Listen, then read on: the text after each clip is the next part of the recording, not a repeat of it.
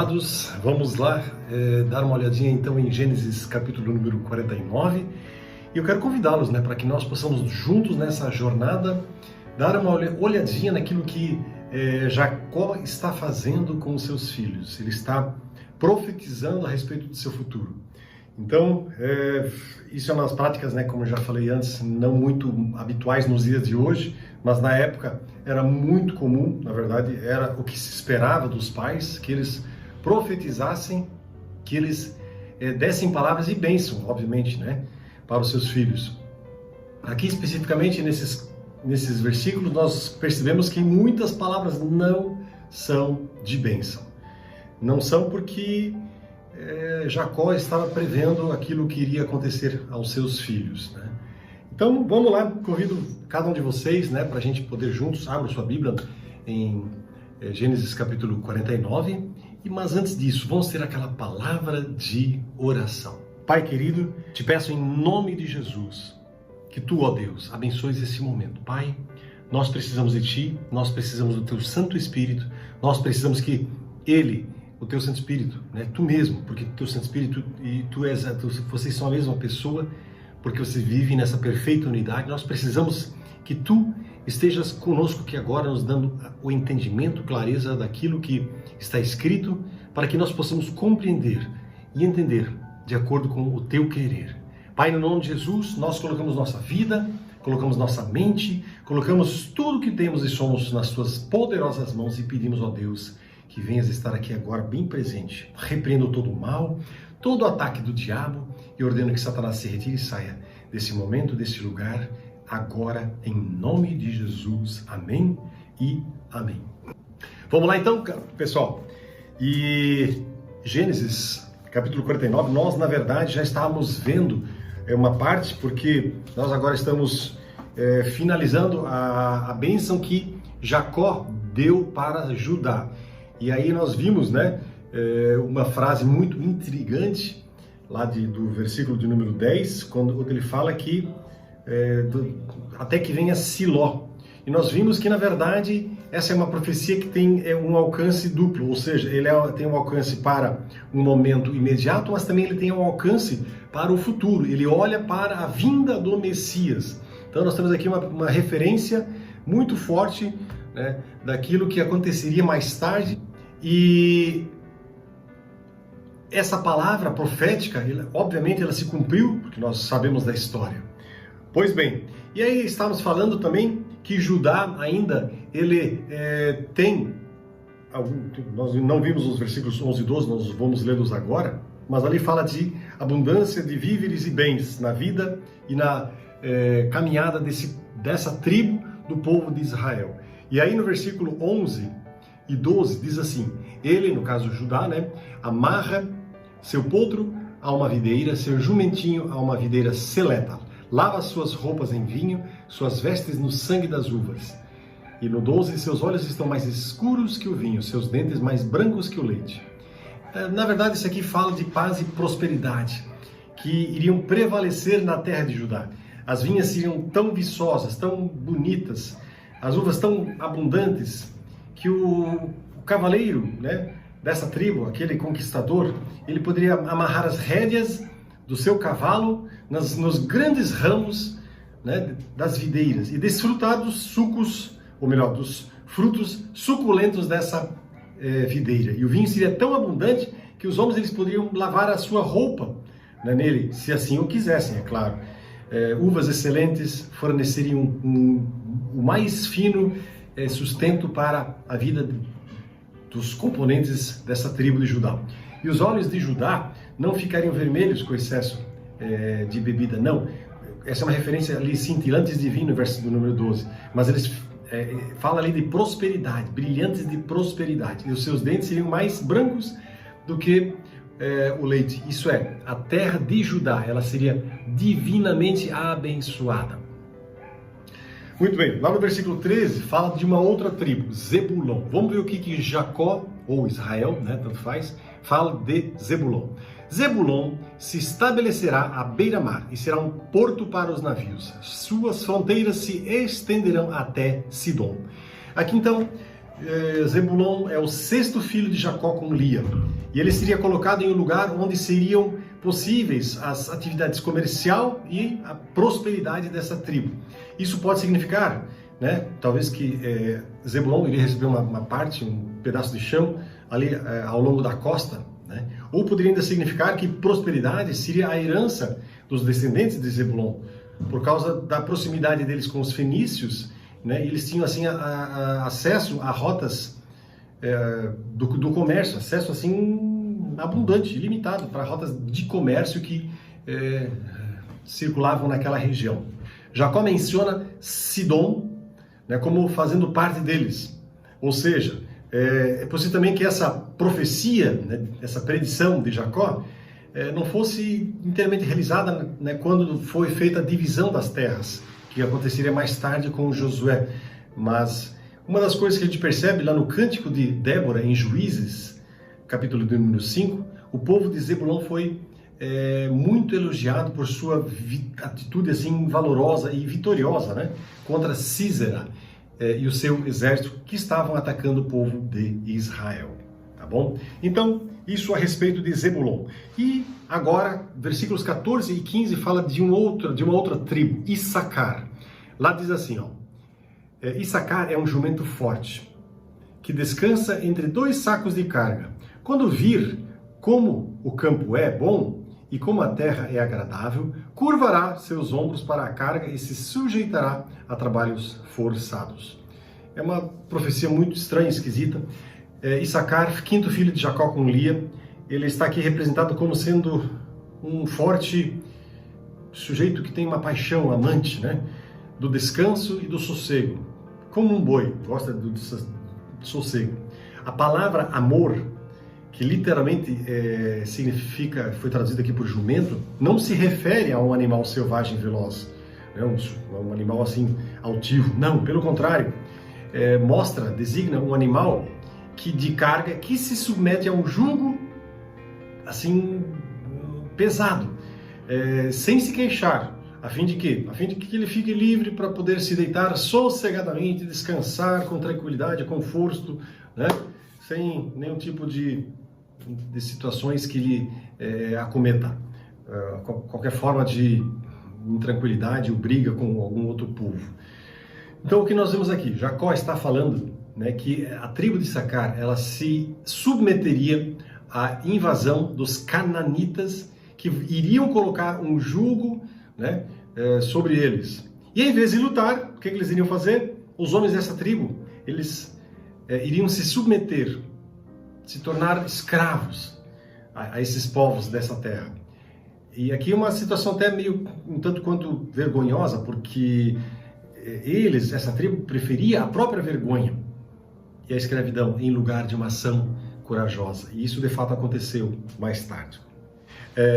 Aí nós temos dos versículos 16 até o 18, mais uma profecia sobre uma outra tribo chamada Dan, que é o primeiro filho de Bila. Então vamos lá, 16, né, até o 18. Lá nós temos o seguinte: Dan governará seu povo, como qualquer outra tribo de Israel. Dan será uma serpente à beira da estrada, uma víbora junto ao caminho, que morde o calcanhar do cavalo e faz o cavaleiro cair. Ó Senhor, espero pelo teu livramento. Então aqui nós temos também uma profecia bem estranha, mas aqui está escrito o seguinte, que Dan ele seria um forte defensor do seu povo. Ele iria brigar pela causa do seu povo, iria defender, iria advogar a favor, iria ajudar na luta pela independência.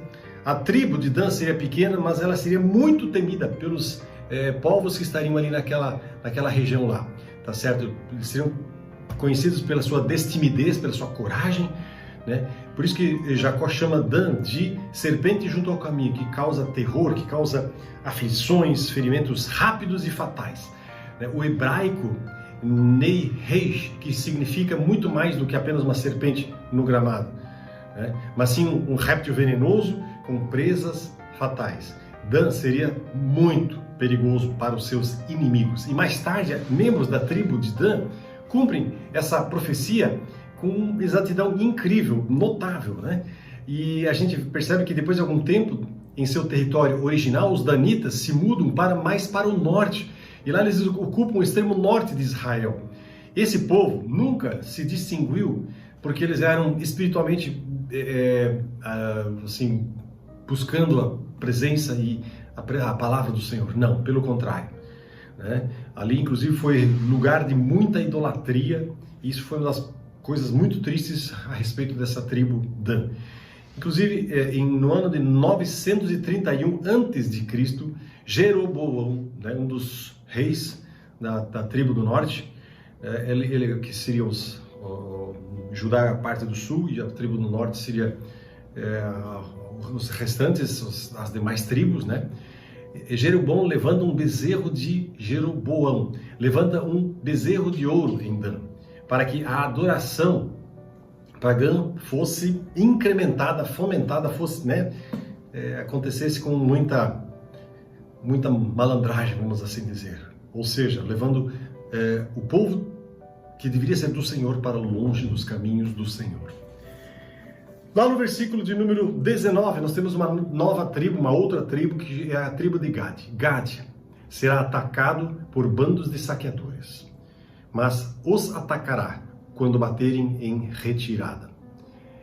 Aqui nós temos, né, o de Gad, primeiro filho de Zilpa, que era serva de Lia, e o velho patriarca reconhece que Gad é uma tribo assim que tem um espírito de coragem. Eram guerreiros, né? E eles seriam de forte ajuda para que o seu povo, o povo de Israel todo, pudesse viver na região de Canaã com certa tranquilidade. Eles iriam guerrear, né, ferozmente também.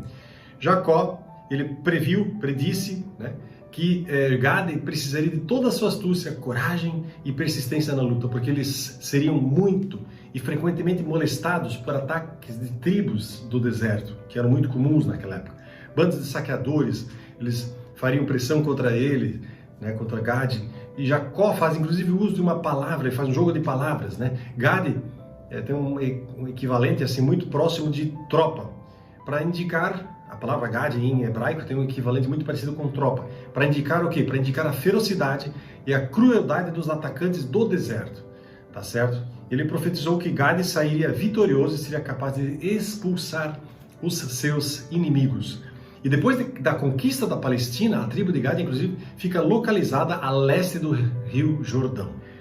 Pois bem, no versículo de número 20, nós temos mais uma profecia a respeito de Aser, que era o segundo filho de Zilpa.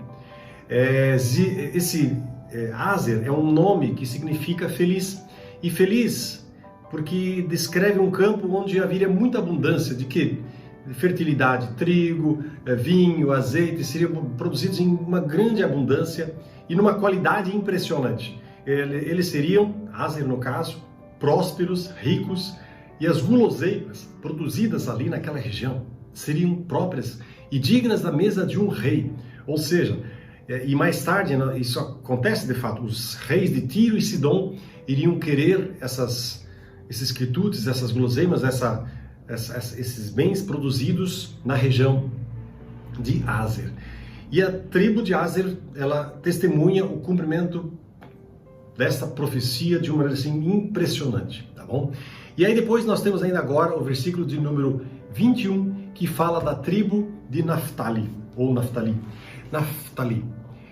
Naftali é uma gazela solta que dá luz a lindos filhotes. Esse é o versículo de número 21. Naftali, segundo filho de Bila, demonstra um amor à liberdade impressionante. Diz aqui a palavra que Naftali é como que uma gazela solta.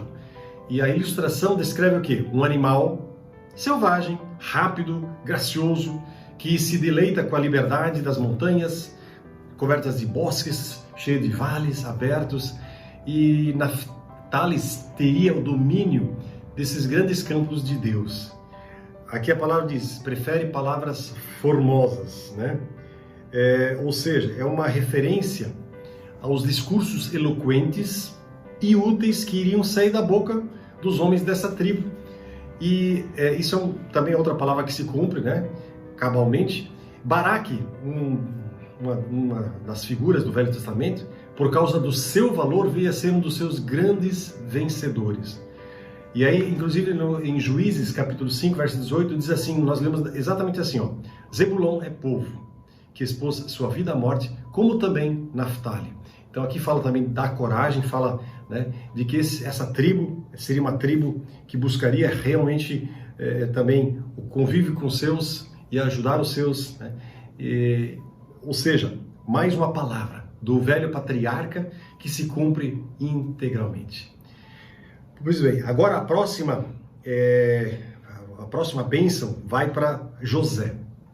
Mas José nós vamos deixar para uma próxima ocasião, porque eu queria assim, muito agora lembrar a cada um de nós de que Jacó, ele profetiza todas essas palavras baseadas naquilo também que ele consegue perceber. E é claro que o profeta, ele é alguém que percebe o que está acontecendo, ele percebe o rumo que o mundo está tomando, que as pessoas estão tomando, e diz assim, vocês estão tomando esse caminho, vocês irão fazer isso, isso e aquilo. E aí, muitas vezes, o profeta também diz assim, se você não se arrepender, se você não voltar atrás, né, esse será o seu caminho. Então nós temos o quê? Profecias que visam que a gente possa corrigir, emendar os caminhos, né? Esse é o papel da palavra profética nos tempos de hoje. Claro que nos tempos de antigamente, no Velho Testamento, quando um profeta ou um patriarca dava uma palavra de profecia, normalmente isso era algo que iria se cumprir e não tinha como voltar atrás, porque ele antevia, o Senhor ele concedia uma antevisão, vamos assim dizer, do futuro. E isso é algo que a gente percebe com muita clareza também acontecendo aqui em todas essas tribos que a gente acabou de citar. A grande pergunta que eu e você precisamos fazer é a seguinte: como está o seu caminho? Em que caminho você está andando? O caminho que você está andando é um caminho de vida, de vitória, de alegria? Ou você está dançando com o diabo e está flertando talvez com o mal? Se isso está acontecendo, meu amado, você precisa urgentemente mudar e iniciar uma nova caminhada, uma caminhada com Jesus, converter-se, entregar sua vida para Jesus, pedir perdão dos pecados, porque não tem como nós voltarmos e andarmos com Jesus se a gente não pedir perdão dos nossos pecados, não tem. E, de novo, nós podemos daí recomeçar, e recomeçar de uma maneira adequada, correta, feliz, porque é o que o Senhor quer para nós. Então, meu amado, dá uma olhadinha na sua vida, vê o que está acontecendo, vê o que você tem feito, como você tem feito, que caminhos você tem andado. E, se necessário, agora mesmo, pare isso que nós estamos fazendo, pare de ver esse vídeo, dobra o seu joelho, né? E peça perdão e peça para que Deus de novo possa derramar alegria, vida ao seu coração, na sua vida, na sua casa, na sua família. Amém? Vamos orar? Eu quero orar também para que Deus abençoe a vida de cada um de vocês. Meu Pai, no nome de Jesus, Tu estás vendo cada vida que está aí buscando a Tua presença, buscando a Tua face. Tu está vendo cada um, Pai, que deseja mais do que tudo que Tu faças a grande obra, a diferença, Senhor, na vida dessas pessoas. Eu clamo e peço por elas, Pai, para que o Teu fogo, Tua glória, o Teu poder se manifestem poderosamente e derrama, Senhor, a Tua unção, o Teu poder e o batismo com o Teu Santo Espírito para todos aqueles que estão buscando essa unção poderosa. Em nome de Jesus, repreendo também todo o mal, repreendo toda enfermidade. Eu ordeno que Satanás e todo mal e toda enfermidade sejam agora removidas, porque está ordenado a se retirar, expulso, em nome de Jesus Cristo de Nazaré. Eu declaro bênção, cura, libertação e vitória sobre cada um que está vendo este vídeo, para a honra e glória do nome do Senhor Jesus. Amém e amém. Deus abençoe a vida de vocês. Fiquem nessa poderosa e gostosa paz de Jesus. Amém?